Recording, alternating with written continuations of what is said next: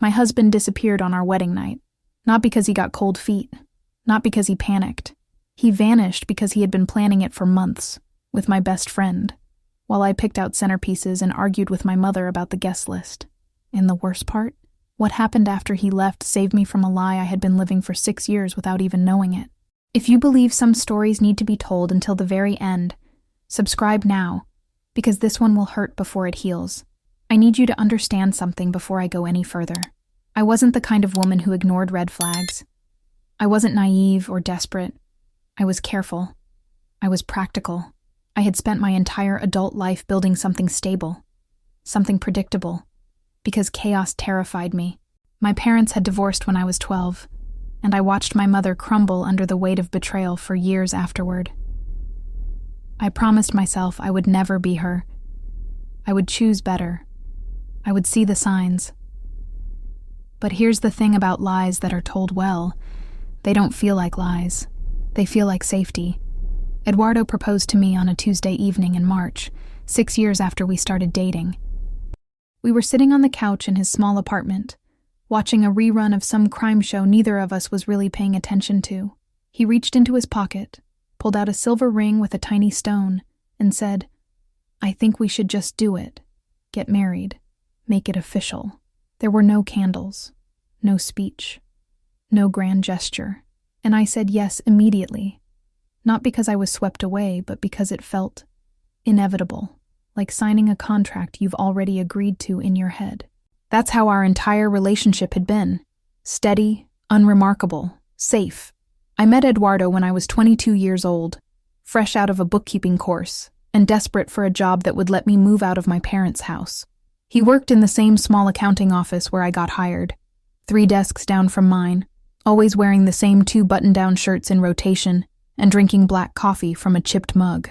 He wasn't handsome in the way that made you stare, but he had this quiet presence that felt dependable, solid. He never raised his voice, never made promises he couldn't keep, and in a town where most men I knew were either too loud or too absent, Eduardo felt like the exception. We started dating after the office Christmas party, where he offered to walk me home because it was raining and I didn't have an umbrella. It wasn't romantic, it was practical, and maybe that's why I trusted it. For 6 years, we built a life together that looked right on paper. We saved money. We talked about buying a small house someday. We had dinner with his parents every Sunday, and mine every other Friday. We never fought, not really, because Eduardo didn't like conflict. If something bothered him, he would go silent for a day or 2, then act like nothing had happened. I learned not to push. I learned that peace was better than clarity. And Camilla? She was there the whole time. My best friend since high school, the kind of person who showed up unannounced with cheap wine and gossip, who knew every secret I'd ever told, and a few I hadn't. She loved Eduardo, or at least that's what she always said. She called him dependable, and one of the good ones. And when he proposed, she cried harder than I did. She insisted on being my maid of honor. She helped me pick out the dress, a simple ivory gown from a rental shop 2 towns over because we couldn't afford anything new. She held my hand during the fittings and told me I looked beautiful, even though I felt like I was playing dress-up in someone else's life. I never noticed how often she touched his arm when she laughed. I never questioned why she always seemed to know his schedule better than I did.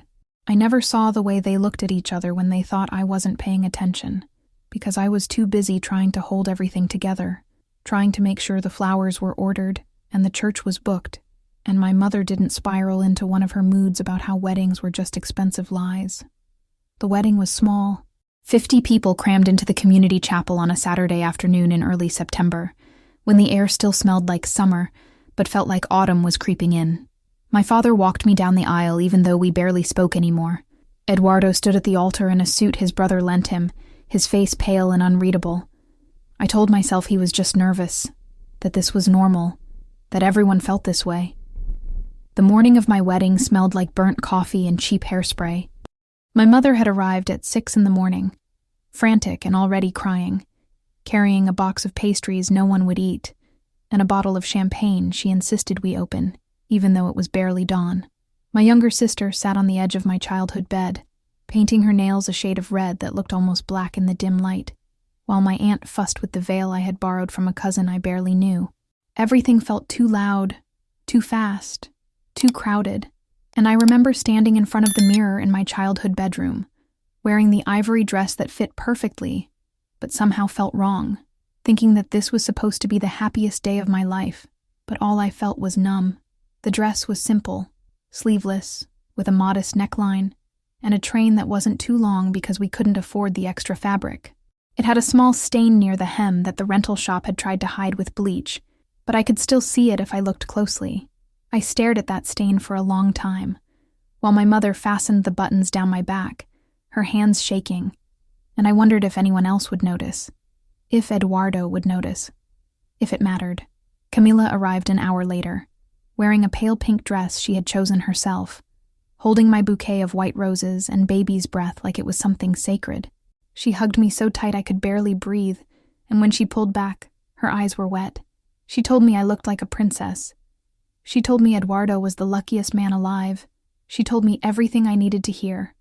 And I believed her because I always had, because she was my best friend, because she had never lied to me before, or at least I thought she hadn't. The ceremony itself is a blur now, fractured and incomplete, like a dream I can't fully remember. I remember the church was cold despite the September heat. I remember the wooden pews creaking as people shifted in their seats. I remember my father's arm stiff under mine as he walked me down the aisle, his face expressionless, like he was escorting me to something inevitable rather than something joyful. And I remember Eduardo at the altar, standing perfectly still, his hands clasped in front of him, his eyes fixed somewhere past my shoulder, not on me, never quite on me. When the priest asked if he took me as his wife, there was a pause, just a fraction of a second, barely noticeable, but I felt it. I felt the hesitation like a cold hand on the back of my neck, and then he said yes, and everyone smiled, and I told myself I had imagined it. The reception was held in the church's community hall, a cramped space with folding tables and paper tablecloths, and string lights someone had hung haphazardly across the ceiling. My mother had made the cake herself, a lopsided 2-tier vanilla sponge with too much frosting. Someone's uncle played guitar in the corner, old songs no one really listened to. Eduardo and I danced once, a slow, awkward shuffle while people clapped and took pictures with disposable cameras. His hand on my waist felt distant, mechanical, like he was going through the motions of something he had rehearsed but didn't believe in. I leaned my head against his chest and closed my eyes, and tried to feel something other than the growing sense that I had made a terrible mistake. We left the reception early, around 9 o'clock, because we couldn't afford a hotel and the small apartment we had rented for our first night together was only 10 minutes away. It was supposed to be romantic, our own private space to start our married life, but when we arrived, it felt hollow. The apartment was barely furnished, just a bed, a small table, 2 mismatched chairs, and a kitchenette with a broken stove. Someone had left a bottle of cheap wine on the counter with a handwritten note that said, "Congratulations," but the cork was missing, and the wine had gone sour. I changed out of my wedding dress carefully, hanging it on the back of the bathroom door, and put on a white nightgown I had bought specifically for this night, something I thought would make me feel beautiful, even though I felt exhausted and strangely empty. Eduardo sat on the edge of the bed in his suit pants and undershirt, staring at his phone, scrolling through nothing. I asked him if he was okay. He said he was fine. He said he was just tired. He said he needed some air. He told me he was going to walk to the corner store to get champagne, the real kind, because we deserved to celebrate properly. He kissed my forehead, a brief, passionless press of lips against skin, and told me he would be back in 15 minutes. I believed him. Why wouldn't I? We had just gotten married. We had just promised our lives to each other in front of everyone we knew. I sat on the bed in my white nightgown, barefoot, my hair still pinned up from the ceremony, and I waited. 15 minutes became 30. 30 became an hour. I tried calling his phone. It rang once, then went straight to voicemail. I called again. Voicemail. I told myself he had run into someone he knew, that he had stopped to talk, that his phone had died. I tried to believe the reasonable explanations even as a sick, cold feeling started spreading through my chest. By midnight, I was pacing the small apartment in my nightgown and bare feet, my wedding shoes abandoned by the door, my veil still pinned in my hair because I had forgotten to take it off. I called his brother. No answer. I called his mother. She sounded confused, half asleep, and told me Eduardo was probably just nervous, that men get strange on their wedding night, that he would come back, but her voice wavered when she said it, like she didn't quite believe it herself. At 2 a.m, I took off the veil and the nightgown and put my jeans and a sweater back on because I couldn't stand sitting there in something meant for celebration. I walked to the corner store Eduardo had mentioned. It was closed. It had been closed since 10. I walked back to the apartment, my hands shaking, my mind racing through every possible scenario, each one worse than the last. At 4 a.m, I heard something slide under the door, a piece of paper, folded once. I picked it up with trembling hands and unfolded it, and the words blurred in front of me, but I forced myself to read them. I'm sorry. I can't do this. It was never you. It was never supposed to be you. I don't remember the sun rising that morning. I don't remember taking off my wedding jewelry or unpinning my hair. What I remember is sitting on the floor of that empty apartment with the note crumpled in my fist, reading those words over and over until they stopped making sense, until they became just shapes on paper, until the paper itself became damp from my hands, or my tears, or both. It was never you. It was never supposed to be you. I tried to understand what that meant. I tried to find some hidden meaning, some explanation that would make it hurt less, but there was nothing. Just those words. Just the absence of him. Just the growing realization that I had been abandoned on my wedding night in a rented apartment wearing jeans and a sweater that smelled like the church's incense. I called his phone 17 times that morning. I know, because I counted later, scrolling through my call log like it was evidence of something, proof that I had tried, that I hadn't just let him disappear without fighting for him. Every call went straight to voicemail.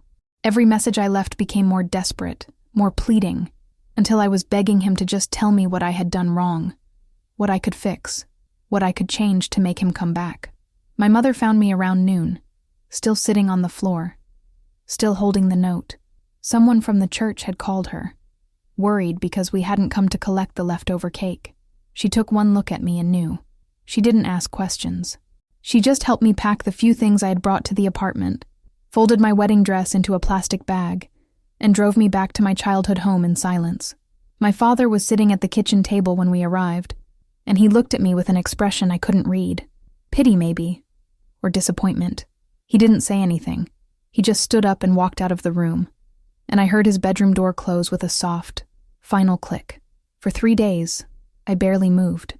I stayed in my old bedroom with the curtains drawn, staring at the ceiling, replaying every moment of the last 6 years, looking for the signs I had missed. And there were signs. I saw them now, clear as photographs I had refused to develop. The way Eduardo had stopped asking about my day, the way he flinched when I touched him, the way he always seemed distracted when we were alone together, like he was somewhere else, with someone else, living a life that didn't include me. On the 4th day, my cousin Maria called. Her voice was tight and uncomfortable, the way people sound when they're about to deliver bad news they wish they didn't have to share.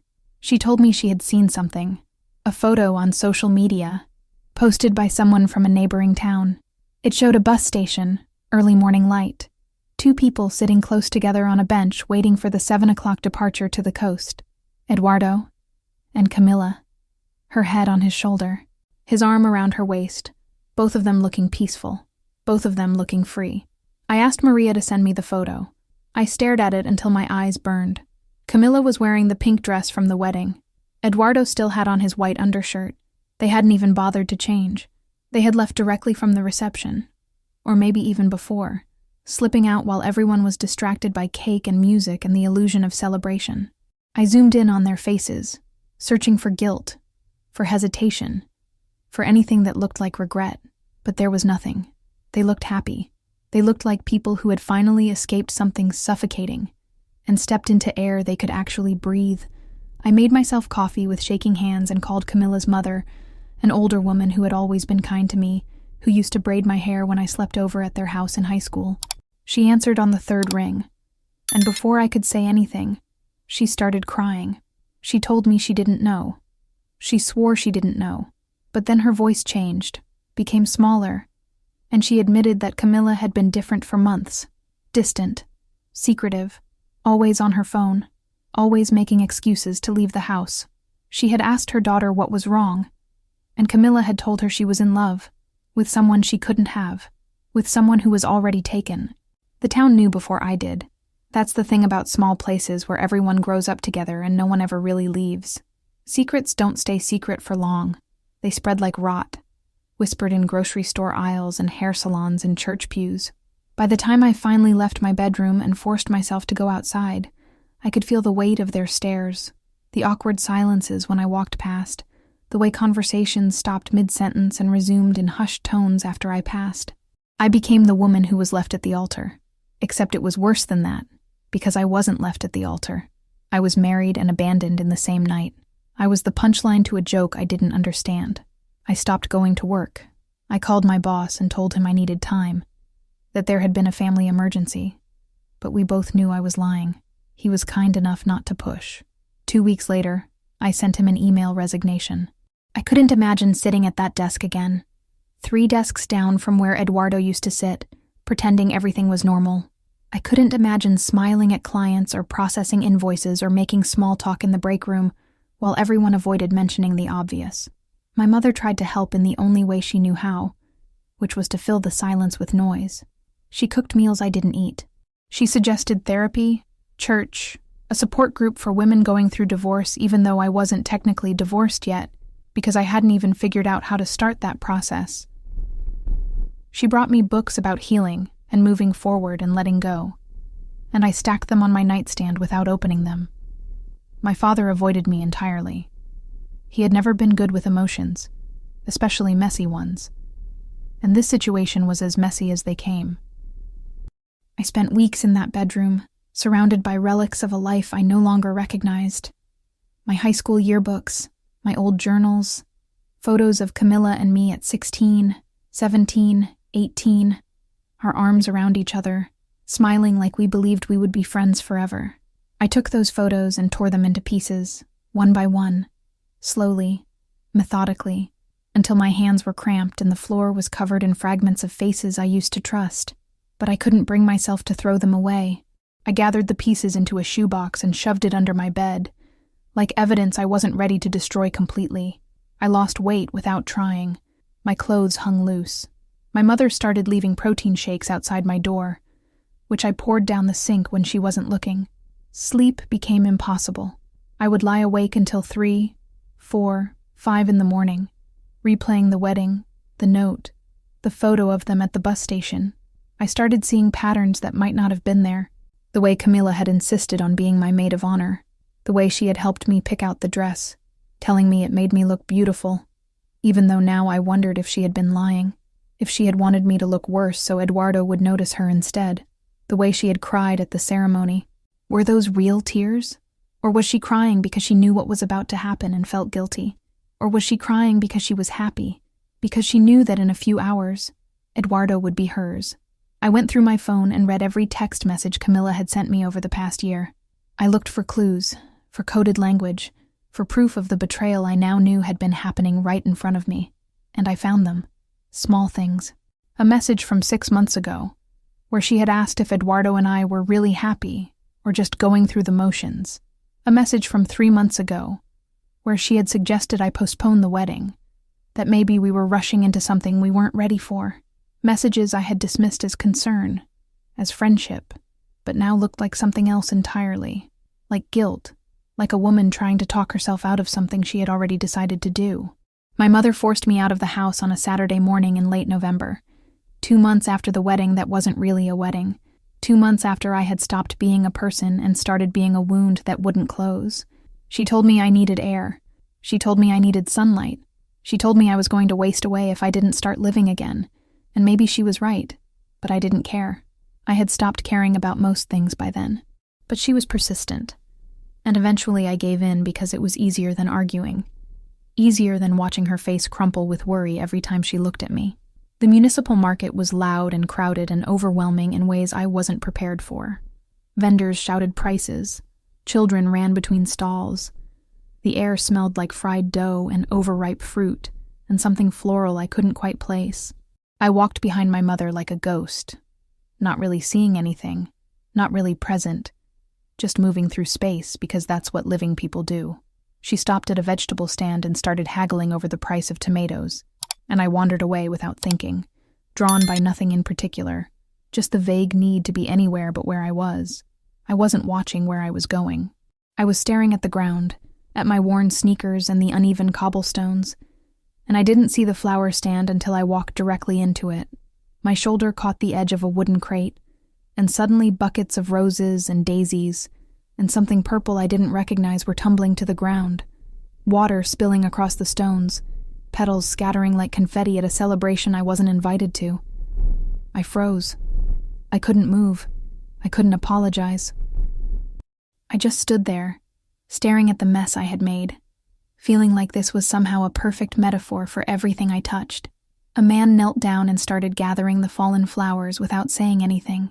His hands were rough and dirt-stained, his fingernails rimmed with soil that wouldn't wash out.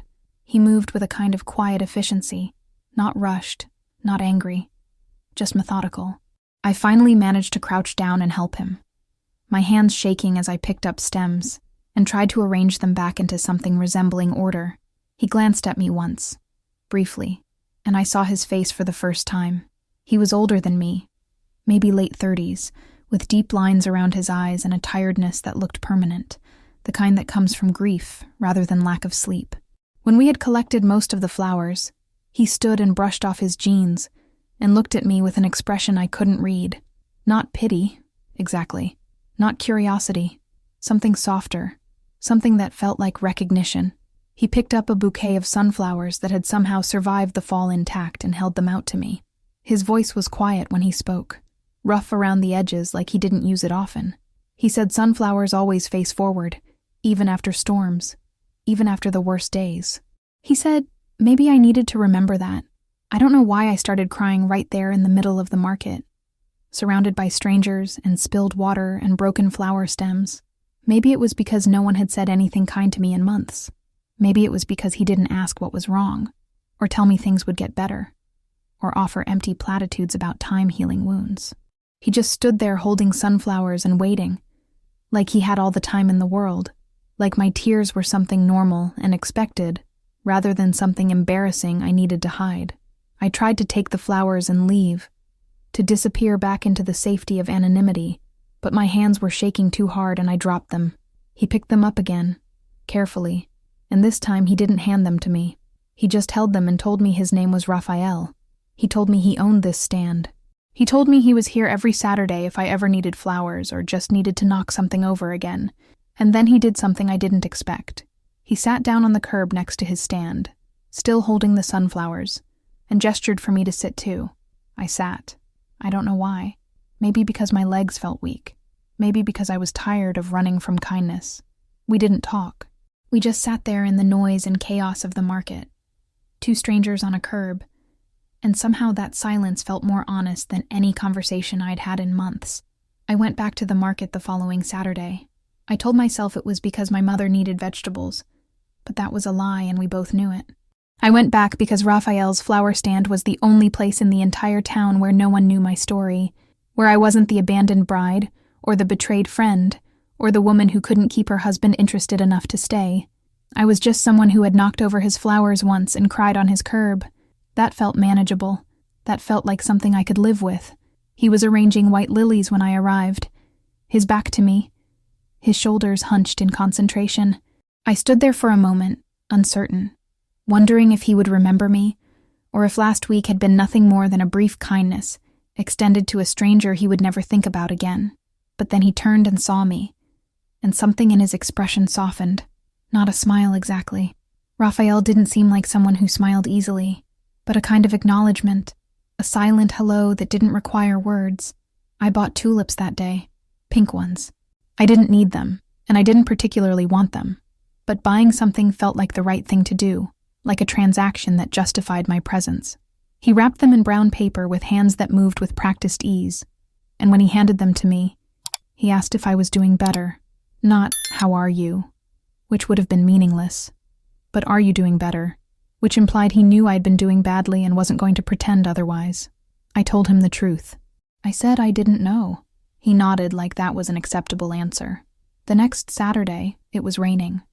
A cold November drizzle that made everything gray and miserable. I almost didn't go, but something pulled me there anyway. Some need I couldn't articulate, and when I arrived at the market, most of the vendors had already packed up and left. Raphael's stand was still there, covered with a plastic tarp, and he was sitting underneath it on an overturned crate, drinking coffee from a thermos and watching the rain.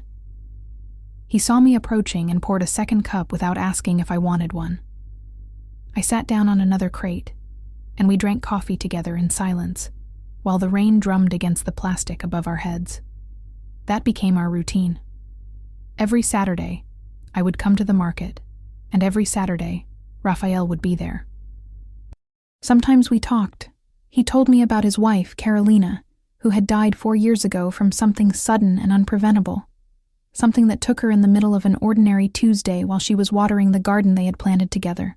He told me how he had kept the garden alive because it felt like keeping her alive, and eventually the garden became too big, and he started selling flowers at the market because he didn't know what else to do with them. He told me grief was like soil. You could plant things in it if you were patient enough. You could grow something new even in the worst dirt. I didn't tell him about Eduardo or Camila. Not at first, but slowly, over weeks, pieces of my story came out. Not the whole thing. Just fragments. A wedding that didn't work out. A betrayal that still hurt. A best friend who wasn't really a friend at all. He listened without judgment, without trying to fix anything, and that was enough. In December, he offered me a job. Not a real job, just helping him at the stand on Saturdays, carrying buckets and arranging flowers and learning which blooms lasted longest and which ones wilted if you looked at them wrong. I said yes before I fully understood why. Maybe because I needed something to do with my hands. Maybe because his presence felt safe in a way nothing else did. Maybe because flowers didn't ask questions or expect me to be someone I wasn't. Eduardo came back in March, 6 months after he had slipped that note under the door and disappeared into a life I was never meant to be part of. I was at the market, arranging carnations in metal buckets, my hands stained green from stems and dirt under my fingernails that I had stopped trying to scrub clean. Raphael had gone to get more water, and I was alone at the stand when I heard my name spoken in a voice I hadn't heard in half a year, but would have recognized anywhere. I turned slowly, not wanting to, and there he was. He looked terrible. That was the first thing I noticed. His face was thinner, hollow in places that used to be full. His eyes were bloodshot and ringed with the kind of darkness that comes from not sleeping, from carrying guilt that won't let you rest. He was wearing the same jacket he had worn to our wedding rehearsal, and I hated that I remembered that detail, hated that my brain had cataloged something so meaningless and kept it all this time. He stood there at the edge of the flower stand, his hands shoved deep in his pockets, looking at me like I was something fragile he was afraid to touch. He said my name again, softer this time, almost a whisper. He said he needed to talk to me. He said he had been trying to find the courage to come back for months. I didn't say anything. I just stared at him, holding a bunch of carnations that I had forgotten I was holding, feeling nothing and everything at the same time. He took my silence as permission and started talking, words spilling out fast and desperate, like he had rehearsed this speech 1,000 times and was terrified he would forget it if he slowed down. He told me Camila had left him 3 months ago. She had woken up one morning in the small coastal apartment they had been renting and told him she had made a mistake, that the excitement of the affair had been intoxicating, but the reality of actually being with him was suffocating, that she missed her family, her old life, the version of herself that existed before she became the woman who destroyed someone else's wedding. She had packed her things while he was at work and left without saying goodbye, just like he had done to me. He said it with a kind of bitter irony, like he understood the cosmic justice of it, but was still wounded by the betrayal. He told me he had been living alone since then, working odd jobs in a town where no one knew him, trying to figure out how to come back and face what he had done. He said he thought about me every day. He said leaving me was the worst mistake of his life. He said Camila had been a fantasy, an escape from responsibilities he wasn't ready for. But I was real. I was home. I was the person who actually knew him, who had built a life with him, who deserved better than what he had given.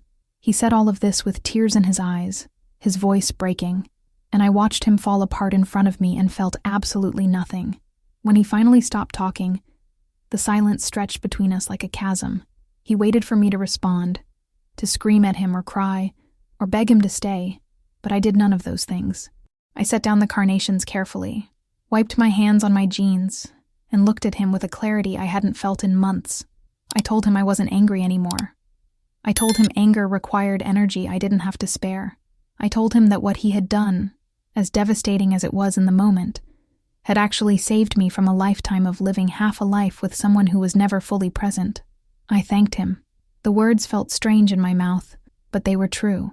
I thanked him for leaving before we bought a house together, before we had children, before I wasted another decade trying to fix something that was broken from the beginning. I told him I hoped he found whatever he was looking for, but it wouldn't be with me. Not now. Not ever. And then I turned my back on him and went back to arranging flowers, my hands steady, my heart surprisingly calm. Raphael asked me to dinner on a warm evening in late April, almost a year after the wedding that had imploded before it even began. We were closing up the flower stand, loading empty buckets into his truck, and he said it so casually I almost didn't register it as an invitation. Not a restaurant, he clarified quickly, like he could see me starting to panic. Just his house, his garden. He wanted to show me something he had been working on. I could have said no. Part of me wanted to say no, because letting someone new into my life felt dangerous. Felt like opening a door I had worked so hard to keep closed. But a bigger part of me, the part that had learned to trust again in small increments over months of Saturday mornings and quiet conversations, said yes. His house was small and modest, tucked at the end of a gravel road surrounded by fields that stretched toward the horizon. The garden was in the back, and when he led me through a wooden gate, I understood immediately why he had wanted me to see it. It was extraordinary, not because it was large or elaborate, but because every inch of it was alive with color and intention. Roses climbed wooden trellises. Lavender lined stone pathways. Sunflowers stood in neat rows like soldiers facing the setting sun. And in the center of it all was a small table set with 2 mismatched plates, cloth napkins, and candles in glass jars that hadn't been lit yet. The food was simple. Bread he had baked himself, cheese from a local farm, roasted vegetables from his garden, a bottle of wine that was probably too expensive for a casual dinner, but he had opened anyway. We ate slowly, talking about nothing important and everything important at the same time. He told me about the first flower Carolina had ever planted, a stubborn rosebush that refused to bloom for 2 years, and then suddenly exploded with red flowers all at once. I told him about the tulips I had bought from him months ago, how I had kept them in a vase on my nightstand, and watched them wilt and die and felt like I was watching my old life finally decompose into something I could let go of. When the sun set and the candles were lit, casting shadows across the garden, Raphael said something that made my chest tighten in a way that wasn't painful. He said he wasn't asking me to be saved or to save him. He said we had both already done that work ourselves, but he wanted to walk beside me. If I wanted that too. He wanted to plant things together and watch them grow. He wanted to build something slow and steady and real, without timelines or expectations, just 2 people who understood what it meant to lose everything and still choose to try again. I cried, but not the way I had cried in the market that first day. These tears were different, lighter, like releasing something that had been lodged in my throat for too long. I told him yes, not to marriage or promises or forevers, because those words still scared me.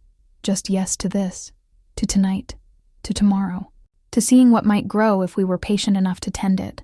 A year later, I was standing in that same garden, my hands deep in soil, planting sunflowers alongside Raphael. The sun was warm on my back. My jeans were dirty. My hair was tied back with a piece of twine I had found in the shed, and I was happy. Not the desperate, grasping happiness I had tried to force with Eduardo, but something quieter, something that felt like coming home to a place I had built myself.